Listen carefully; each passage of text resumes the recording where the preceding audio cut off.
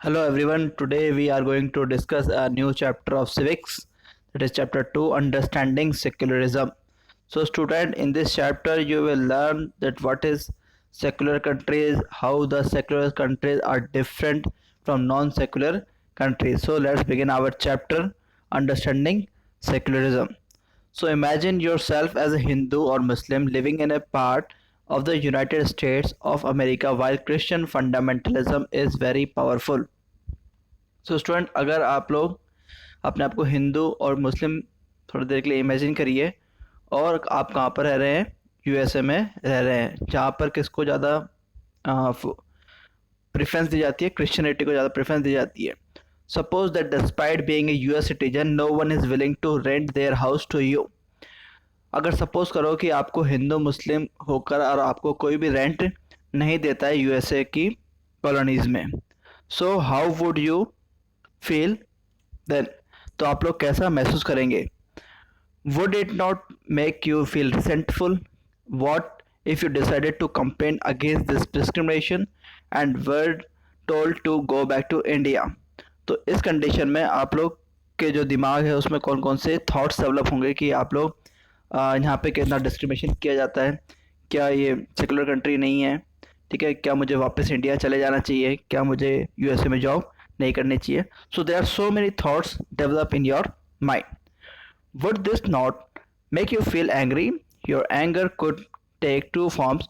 First you might react by saying that Christians should get the same treatment in places where Hindu and Muslim are in a majority. तो basically आप लोगों को गुस्सा आएगा और आपके दिमाग में दो थॉट डेवलप होंगे. एक तो कि जो क्रिश्चियंस हैं उनको, जो हमारी कंट्रीज़ हैं उनके अंदर भी इक्वल ट्रीटमेंट नहीं देना चाहिए. Second, this is a form of retaliation. तो ये कैसी एक भावना होगी? रिटेलिएशन की भावना होगी, जिसमें आप क्या कर रहे हो, एक तरह से विद्रोह कर रहे हो, एक तरह से विरोध कर रहे हो उस रिलीजन का. और you might take the view that there should be a justice for all. और दूसरा आप क्या बोलोगे कि जितने भी कंट्रीज़ हैं उनमें जितने भी रिलीजन हैं सब में क्या होना चाहिए, इक्वल होना चाहिए, विदाउट एनी डिस्क्रिमिनेशन, सबको जस्टिस मिलना चाहिए. You may fight stating that no one should be discriminated against on ground of their religious practice and beliefs. तो आपके हिसाब से कि किसी को भी, कोई भी कंट्री को उसके रिलीजियस बैकग्राउंड को देखते हुए डिस्क्रिमिनेशन नहीं करना चाहिए. This statement rest on the assumption that all forms of domination related to religion should end. This is the essence of secularism. In this chapter, you will read more about what this means in the Indian context. तो आप लोग देखोगे कि जो Indian context में हमारा जो secularism है वो किस तरीके से डेवलप हुआ है, कैसे हम लोग सेकुलर कंट्री बने, हालांकि बने क्या, हम शुरू से ही सेकुलर कंट्री हैं. So student, history provides us with many examples of discrimination, exclusion and persecution on the grounds of religion. Student, जो हमारी हिस्ट्री है उसके अंदर हमें देखने को मिलता है कि बहुत सारा हमको डिस्क्रिमिनेशन देखने को मिलेगा. एक्सक्लूजन यानी कि कोई सोसाइटी से हम किसी पर्टिकुलर कम्युनिटी को अलग कर देते हैं तो हम लोग बोलते हैं एक्सक्लूजन. एंड इंक्लूजन, हम हमारी सोसाइटी में उसको इंक्लूड कर लेते हैं, that is called a inclusion.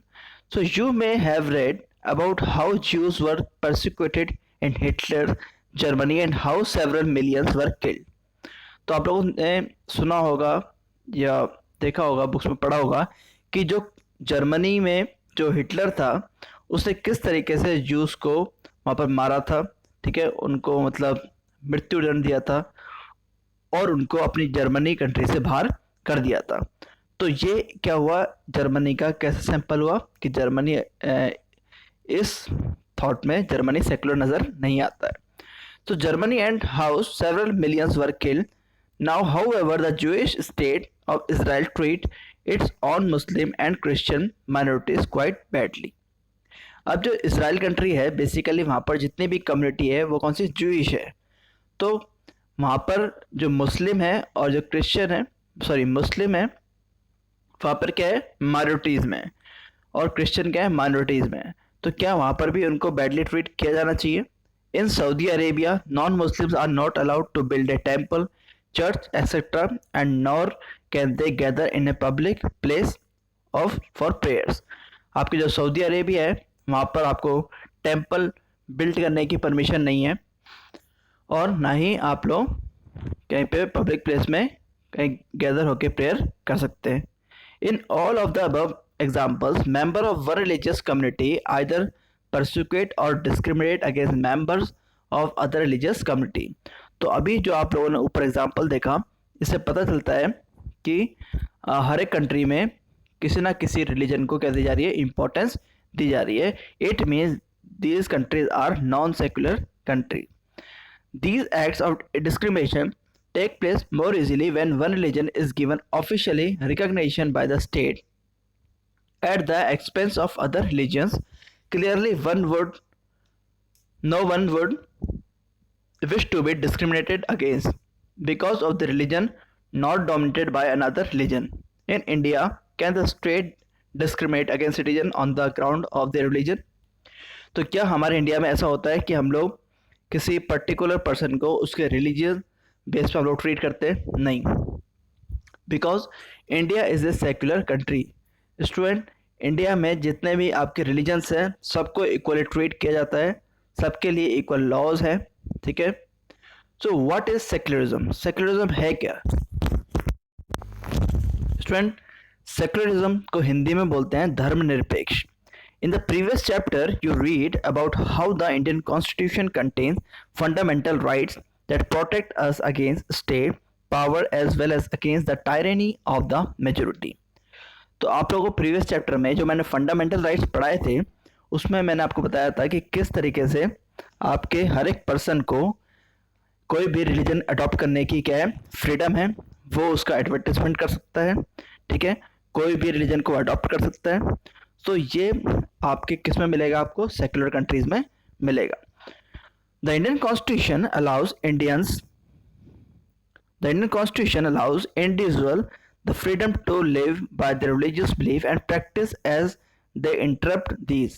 In keeping with the side of religious freedom for all, India also adopted a strategy of separating the power of religion and the power of the state. Secularism referred to this separation of religious from the state. तो जो secularism है वो basically क्या कहता है कि जो country है उसका कोई भी रिलीजन नहीं होगा। जैसे आपके अफ़गानिस्तान है, तो अफ़गानिस्तान में किसको इम्पोर्टेंस दी जाती है? आपके मुस्लिम कम्युनिटी को इम्पोर्टेंस दी जाती है, और वहाँ पर जो रिलीजन है वो कौन सा है? इस्लाम रिलीजन है। That's why Afghanistan is a non secular country. लेकिन आपके जो इंडिया है उसके अंदर आपके किसी भी रिलीजन्स को इम्पोर्टेंस नहीं दी जाती है, चाहे वो हिंदू हो, चाहे वो इस्लाम रिलीजन्स के हो, ठीक है, चाहे वो जैन हो, चाहे वो बौद्ध हो, चाहे वो सिख हो, ठीक है, चाहे वो क्रिश्चियन हो, सबको इक्वली ट्रीट किया जाता है। That's why India is a secular country. So why it is important to separate religion from the state? तो ऐसा क्यों ज़रूरी है कि हम लोग स्टेट को रिलीजन से सेपरेट करके रखें? स्टूडेंट, सेपरेट करके रखना इसलिए ज़रूरी है क्योंकि अगर स्टेट का कोई, यहाँ पर स्टेट का मतलब स्टूडेंट कंट्री से है, तो अगर किसी कंट्री का कोई रिलीजन हो जाएगा फिक्स, तो कंट्री पर्टिकुलर उस रिलीजन के बारे में ज़्यादा क्या हो जाएगी, उसको प्रेफरेंस देगी, उसको ज़्यादा वैल्यू देगी। इस कंडीशन में जो अदर रिलीजन्स हैं उनको वैल्यू नहीं मिल पाएगी, और वो क्या करेंगे? फियर महसूस करेंगे, एक अफ्रेड महसूस करेंगे, उनको डर रहेगा कि हमारे साथ कभी भी इन फ्यूचर कुछ भी हो सकता है। So as discussed above, the most important aspect of secularism is its separation of religion from state power. This is most important for a country to function democratically. तो जो कंट्री सेक्युलर हैं उनके लिए ज़रूरी है कि वो क्या करें? डेमोक्रेटिकली बिहेव करें। अपनी कंट्री का जो सिस्टम है वो कैसा होना चाहिए? डेमोक्रेटिक होना चाहिए। Almost all countries of the world will have more than one religious group living in them. Within these religious group, there will be most likely be one group that is in a majority. If this majority religious group has access to state power, then it could quite easily use this power and financial resource to discriminate against and persecute person to other religions.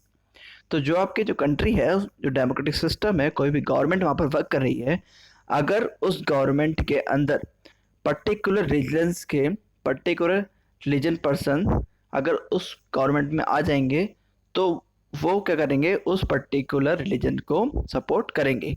For example, अगर हमारे parliament के अंदर जितनी भी seats हैं अगर उस पर सारे हिंदूज वहाँ पर आ जाते हैं तो हो सकता है कि जो मुस्लिम कम्युनिटी है वो इतना अच्छे से अपने कंट्री में नहीं रह सकेगी। और अगर इसका उल्टा हो जाए वाइस वर्सा कि जितने भी मुस्लिम्स हैं वो सारे अगर हमारे पार्लियामेंट में आ जाए तो हो सकता है जो हिंदू कम्युनिटी है उसके लिए एक क्या हो जाए, डर बन सकता है।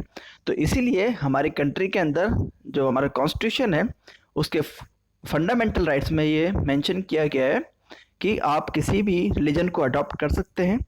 स्टेट यानी कि कंट्री सारे जो रिलीजन्स हैं उनको इक्वली ट्रीट करेगा, इक्वली रेस्पेक्ट उनको देगा।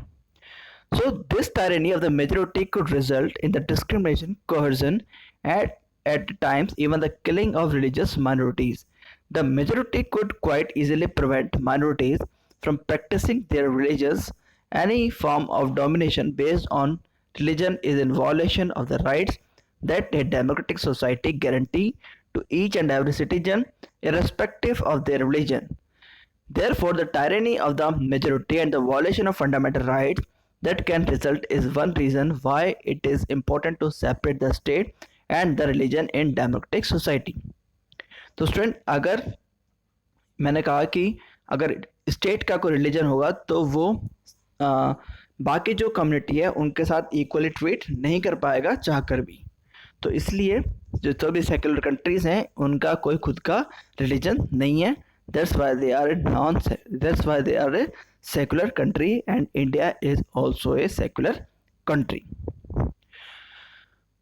Another reason that it is important to separate religion from the state in democratic society is because we also need to protect the freedom of individual to exist from their religion, embrace another religious, or have the freedom in interreligious teaching differently.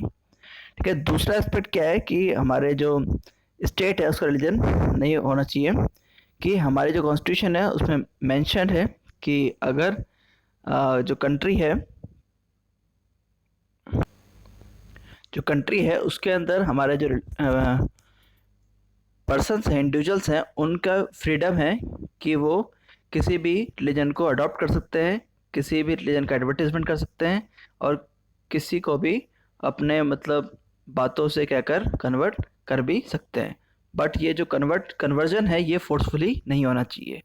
So to understand this point better, let us take the practice of untouchability. You might feel that you will dislike this practice within Hinduism and therefore you want to try and reform it.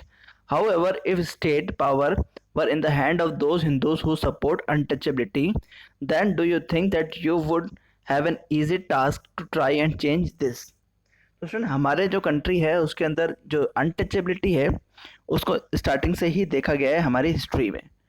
तो अगर आज भी अगर untouchability जो चीज़ है अगर वो majority के हाथ में आ जाए तो क्या इसको चेंज करना इतना इजी होगा? बिल्कुल भी नहीं। अनटचेबिलिटी जब मैं आपको फंडामेंटल राइट्स पढ़ाए थे तब मैंने आपको बताया था कि जो आर्टिकल 17 है वो किससे डील करता है? अबॉलिशमेंट ऑफ अनटचेबिलिटी, यानी कि अनटचेबिलिटी को हमको ख़त्म करना है। So even if you were part of the dominant religious group, you might face a lot of resistance from fellow members of your community.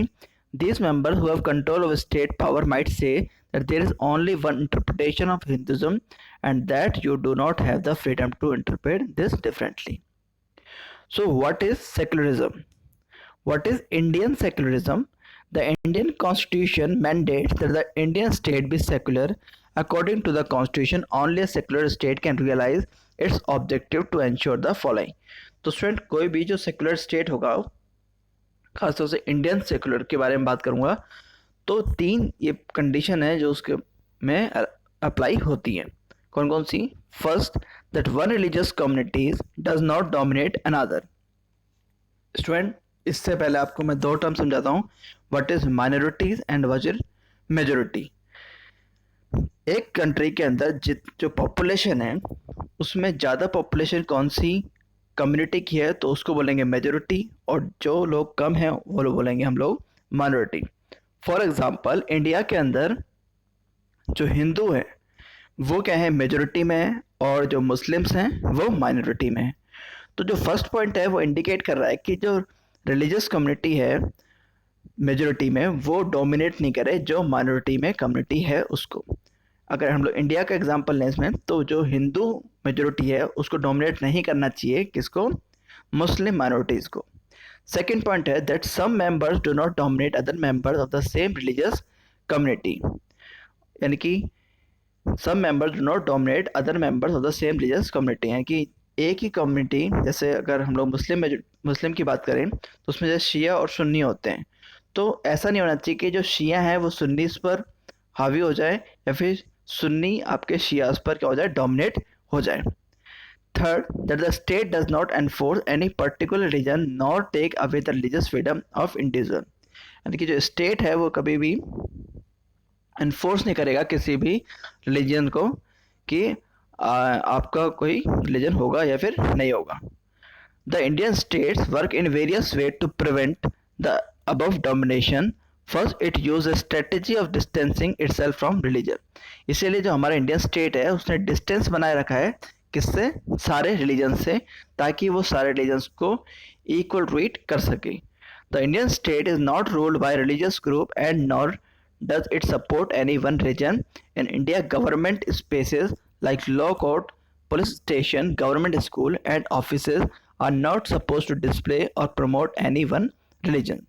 तो आपके जो पुलिस स्टेशन हैं, लॉ कोर्ट्स हैं, स्कूल्स हैं, आपके ऑफिस हैं, इनमें भी आपको कहीं पर भी रिलीजियस आपको पॉइंट ऑफ व्यू देखने को नहीं मिलेगा, या फिर कोई भी जो इंस्टीट्यूशन है किसी पर्टिकुलर रीजन को कहने का प्रमोट नहीं करेगा। इसको हम लोग एक स्टोरी के थ्रू समझने की कोशिश करते हैं। देखिए, in a government school in a Seemapur students want to celebrate a religious festival. तो जो गवर्नमेंट स्कूल है, हाई स्कूल, इसमें जो स्टूडेंट्स हैं वो क्या करना चाह रहे हैं, रिलीजियस फेस्टिवल सेलिब्रेट करना चाह रहे हैं। So sir, there is a big religious festival next month, we have never celebrated it in school, can we do it this. तो जो स्टूडेंट्स है अपने टीचर से पूछ रही है कि नेक्स्ट मंथ क्या आने वाला है, एक रिलीजियस फेस्टिवल आ रहा है, क्या हम उसको हमारे स्कूलों में सेलिब्रेट नहीं करेंगे।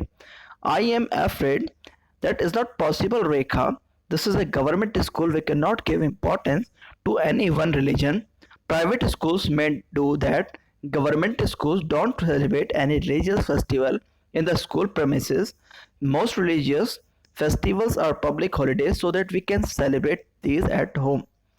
तो जो टीचर है ये बोल रहा है किसको, रेखा को, कि जो रिलीजियस फेस्टिवल्स हैं उनको हम लोग स्कूल में सेलिब्रेट नहीं करते हैं, उनके लिए हमारे जो गवर्नमेंट है वो क्या करती है, पर्टिकुलर हॉलीडे डिक्लेयर करती है, और उनको हम लोग कहाँ पर सेलिब्रेट करते हैं, घर पर सेलिब्रेट करते हैं।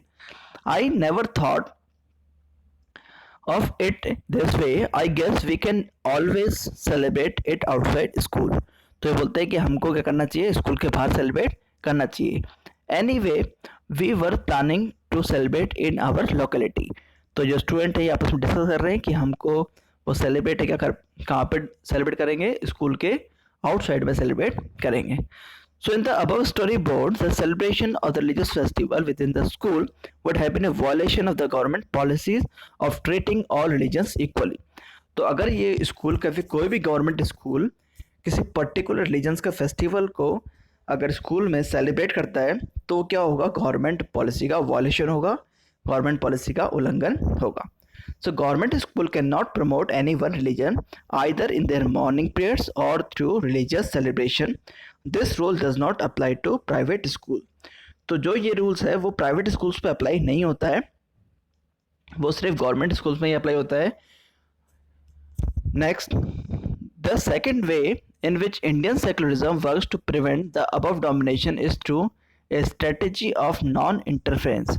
तो जो सेकेंड पॉइंट है हमारा इंडिया सेकुलरिज्म का वो ये है कि हमारी जो गवर्नमेंट है जो रिलीजियस इश्यूज हैं इनमें इंटरफेरेंस नहीं करती है। This mean that in order to respect the sentiments of religions and not interfere with religious practices, the state make certain exceptions for particular religious community.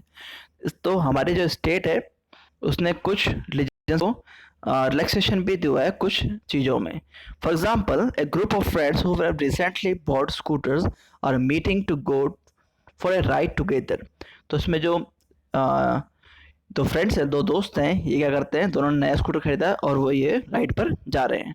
तो डिस्कस कर रहे हैं, hey how hope you have a helmet, you know the law in Delhi is required that you wear one, why are not you wearing helmet, do you want to be a fine.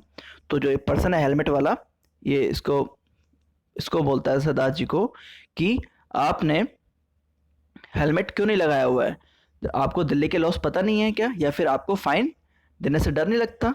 ये बोलता है don't worry, I will not be fine.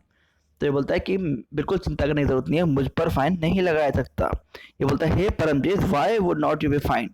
तो जो helmet वाले person है इनको पूछते हैं कि व्हाई आपके गवर्नमेंट फाइन क्यों नहीं लगाएगी. तो ये बोलता है फॉर सिक्स, जो सिख रिलीजन है, wearing a pagdi is a very important part of our religion, the government cannot force me to wear a helmet. तो ये बोलता है कि जो गवर्नमेंट है वो हमें फोर्स नहीं कर सकती क्योंकि ये हमारा रिलीजियस इशू है जिसमें हम लोग पगड़ी क्या करते हैं हमारे सर पर बांधते हैं. So in the above story board Paramjit, the Sikh youth does not have to wear a helmet. This is because the Indian state recognized that wearing a pagri or turban is central to a Sikh religious practice, and in order not to interfere with this, allow an exception in the law. तो जो हमारे जो constitution है वो बोलता है कि जो सिख है, फिर जो भी कोई कम्युनिटी है, वो अपने क्या कर सकते हैं, उनको उनके जो रूल्स हैं उनको फॉलो कर सकती है और हमारी गवर्नमेंट उनके बिल्कुल भी इंटरफेयर नहीं करेगी. The third way in which Indian secularism works to prevent the domination listed earlier is through a strategy of intervention. You read earlier in this chapter about untouchability. This is a good example where members of same religion, upper caste Hindus, dominate to either members within it. तो आपकी जो India है उसमें काफ़ी बार देखा जाता है कि जो अपर कास्ट है वो डोमिनेट करती है लोअर कास्ट को. In order to prevent this religion-based exclusion and discrimination of lower caste, the Indian Constitution bans untouchability. In this stance, the state is intervening in religion in order to end a social practice that it believes discriminate and excludes and that violates the fundamental rights of lower caste who are citizens of this country. Similarly, to ensure the law relating to equal inheritance rights and respected, the state may have to the religious based personal laws of community. यानी कि जो state है वो बिल्कुल भी interfere नहीं करेगा आपके सोशल प्रैक्टिसेस में, ठीक है, जहाँ पर उसको लगेगा स्टेट को कि यहाँ पर फंडामेंटल राइट्स का वायलेशन हो रहा है, वहीं पर ही स्टेट इंटरफेयर करेगा. जैसे आपके आर्टिकल 17 में फंडामेंटल राइट में दिखा रखा है कि abolishment of untouchability. So the intervention of the state can also be in the form of support. The Indian Constitution grants the right to religious community to set up their own schools and colleges. It also gives them financial aid on a non-provincial basis. तो जो हमारा जो Indian constitution है वो communities को बोलता है, religious communities को, कि आप अपने खुद के इंस्टीट्यूशन भी रन कर सकते हो और उसके लिए हमारी जो गवर्नमेंट है वो क्या करेगी, फाइनेंशियल एड भी उनको देगी on a non preferential basis पर. In what way is Indian secularism different from that of other democratic countries? तो हमारा जो इंडियन सेकुलरिज्म है वो बाकी कंट्रीज से कैसे डिफरेंट है इसको समझते हैं. Some of the above objectives are similar to those that have been included in the constitution of secular democratic countries in other parts of the world. For example, the first amendment of the US Constitution prohibits the legislature from making laws respecting an establishment of religion or that prohibits the free exercise of religion. What is meant by the word establishment is that the legislature cannot declare any religion as the official religion, nor can they give preference to one religion. In the US, the separation between state and religious means that neither the state nor religion can interfere in the affairs of one another. तो जिस तरीके से हमारे जो Indian constitution है वो US constitution से कितना डिफरेंट है, किसके मामले में, आपके रिलीजियस मामले में. जैसे आपके इसमें जब आपके मक्का मदीना की यात्रा होती है तो इसमें आपके जो गवर्नमेंट है मुस्लिम्स को क्या देती है, सब्सिडी प्रोवाइड कराती है. लेकिन यूएसए के अंदर ऐसा बिल्कुल भी नहीं है. क्योंकि यूएसए का बिल्कुल भी सपोर्ट नहीं करता है किसी भी रिलीजन को। तो इस वे में आपके जो इंडियन सेकुलरिज्म है और यूएस सेकुलरिज्म है, दोनों क्या है, एक दूसरे से डिफरेंट नज़र आते हैं। So there is one significant way in which Indian secularism differs from the dominant understanding of secularism as practiced in the United States of America. This is because, unlike the strict separation between the religious and the state in American secularism, in Indian secularism, the state can intervene in religious affairs. You have read about how the Indian Constitution intervened in Hindu religious practices in order to abolish untouchability. तो जो आपका USA है वो बिल्कुल भी intervene नहीं करता है आपके रिलीजियस अफेयर्स में, जबकि जो इंडियन कॉन्स्टिट्यूशन है वो इंटरवेन करता है किसमें, आपके रिलीजियस इश्यूज में। जैसे आपके अनटचेबिलिटी को हिंदू रिलीजियस जो हिंदू रिलीजन्स है उसके अंदर अनटचेबिलिटी को क्या करने की बात की गई है, अबोलिश करने की बात की गई है। So in Indian secularism through the state is not strictly separate from religion. आपकी जो इंडियन स्टेट है यानी कि इंडियन जो कंट्री है उसमें जो रिलीजियस हैं उनको एकदम मतलब बिल्कुल भी नहीं अलग, बिल्कुल अलग भी नहीं किया गया है उनसे, थोड़ा बहुत उनमें इंटरवेन करने की परमिशन आपके इंडियन कॉन्स्टिट्यूशन रखता है। So this means that any interference in religion by the state has to be based on the ideals laid out in the constitution. These ideals serve as the standard through which we can judge whether the state is or is not behaving according to secular principles. The Indian state is secular and work in a various way to prevent religious domination. The Indian constitution guarantees fundamental rights that are based on these secular principles. However, this is not to say that there is non-violation of these rights in Indian society. Indeed, it is precisely because such violations happen frequently that we need a constitutional mechanism to prevent them from happening. The knowledge that such rights exist makes us sensitive to their violation and enables us to take action when these violations take place. तो student इसमें बताया गया कि आपके बस fundamental rights है, अगर आपके कोई वायलेशन होता है तो आपके राइट्स का।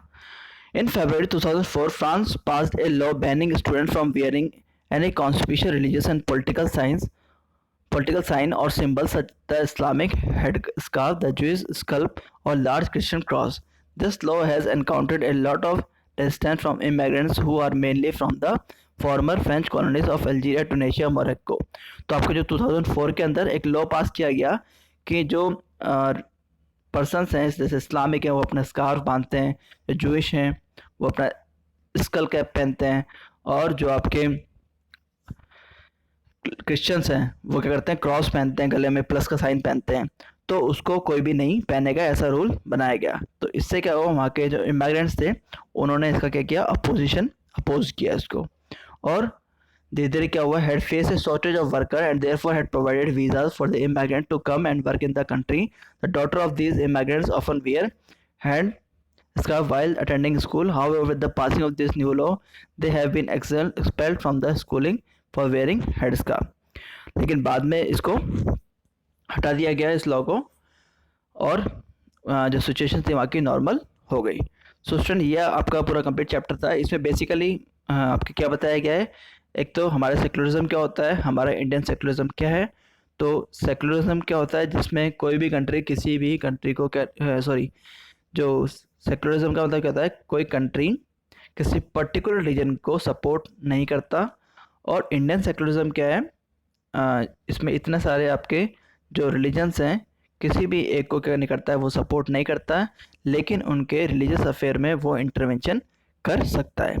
आई होप आपको पूरा चैप्टर समझ आया होगा। Thank you and have a nice day.